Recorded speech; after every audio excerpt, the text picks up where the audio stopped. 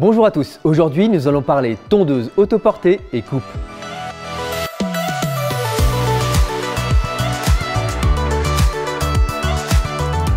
Pour obtenir une coupe nette du gazon avec une autoportée, les lames doivent être entretenues régulièrement. Démontage, remontage, affûtage, réparation du palier ou du support de lame, vous saurez tout avec cette vidéo.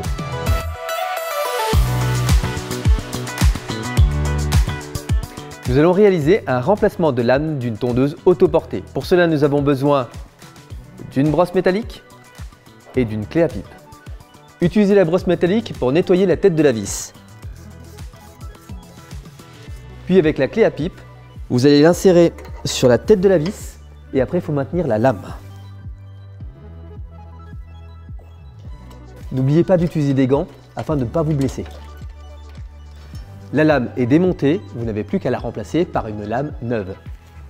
Pour la remonter, il suffit simplement d'aller dans le chemin inverse. Pensez bien à utiliser les tétons de centrage situés au niveau du support de lame pour bien remettre la lame dans son support. Terminez avec la clé à pipe en serrant fermement. Et voilà, la lame est remplacée.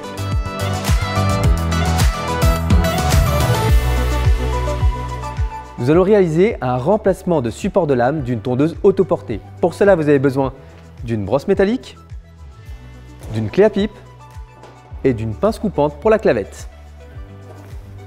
Utilisez la brosse métallique pour nettoyer la tête de la vis.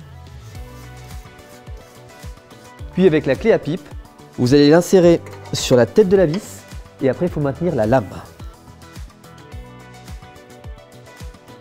N'oubliez pas d'utiliser des gants afin de ne pas vous blesser. Une fois que la lame est sortie, vous la mettez de côté et vous avez juste à tirer le support de lame. Une fois le support de lame enlevé, vous prenez la pince coupante pour retirer la clavette. Attention, parfois elle tombe au sol, vérifiez à ne pas la perdre. Vous prenez votre nouveau support de lame et vous le remettez en place. Pensez à repérer la petite rainure qui accueille la clavette. On remet la clavette en place.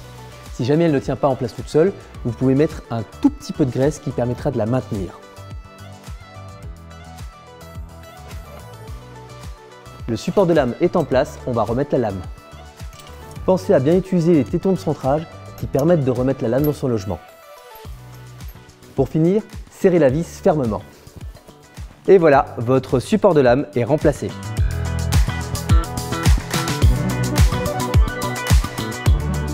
Nous allons réaliser l'affûtage d'une lame d'une tondeuse autoportée. Pour cela, vous avez besoin d'une brosse métallique, d'une clé scie pan, d'un tournevis et d'une meuleuse. Prenez la brosse métallique pour décrasser la tête de vis et avec la clé scie pan, démontez la lame en la maintenant fermement avec l'autre main. Une fois la lame démontée, prenez la meuleuse et affûtez la lame en respectant bien l'angle du biseau. Quand vous réalisez l'affûtage de la lame, pensez à enlever la même quantité de matière, de façon à pouvoir avoir une lame toujours équilibrée et qui ne vibre pas. Cela protège le moteur. Pour vérifier, prenez un tournevis, glissez-la au niveau du trou du centre et posez la lame. Si elle reste horizontale, votre lame est équilibrée. Maintenant, il suffit de remonter la lame en mettant bien le biseau du côté du carter, à savoir de l'autoportée. Pensez à utiliser les tétons de centrage qui permettent de remettre la lame dans son support. Pensez à serrer la lame fermement. Et voilà, votre lame est affûtée.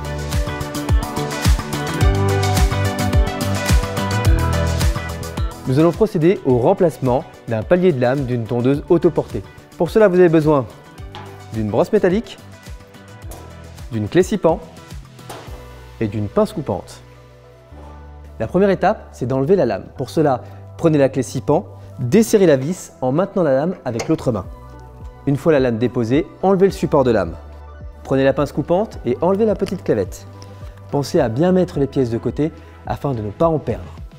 Pour la suite, on va remettre le tracteur sur ses roues.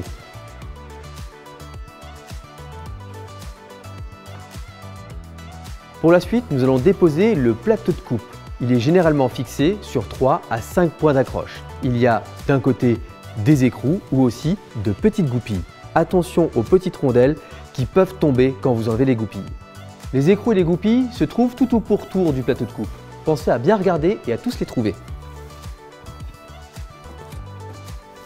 Et voici une goupille et sa rondelle, et à l'avant, nous avons un écrou.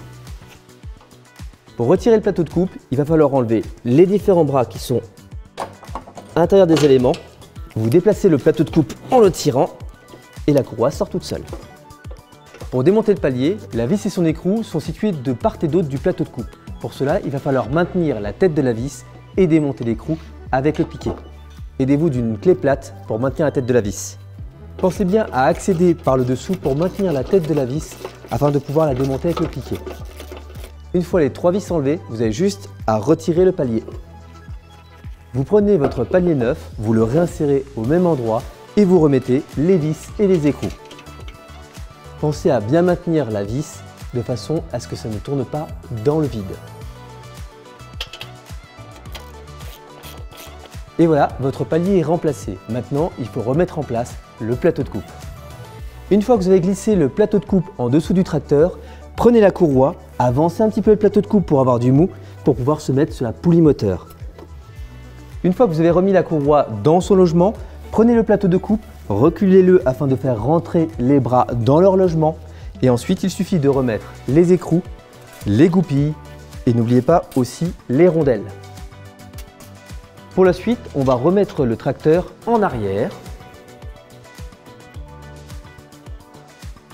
Vous prenez votre support de lame et vous le remettez en place. Pensez à repérer la petite rainure qui accueille la clavette. On remet la clavette en place. Si jamais elle ne tient pas en place toute seule, vous pouvez mettre un tout petit peu de graisse qui permettra de la maintenir. Le support de lame est en place, on va remettre la lame. Pensez à bien utiliser les tétons de centrage qui permettent de remettre la lame dans son logement. Pour finir, serrez la vis fermement. Et voilà, vous savez tout à présent sur les paliers, lames et supports de lame d'une tondeuse ou d'un tracteur. N'oubliez pas de remplacer la lame si celle-ci est trop usée ou voilée. Les vibrations causées par une lame endommagée peuvent être source de panne coûteuse. Pour toujours plus de conseils d'entretien et des vidéos de démonstration, suivez-nous sur 190cc.fr et sur nos réseaux sociaux. À bientôt!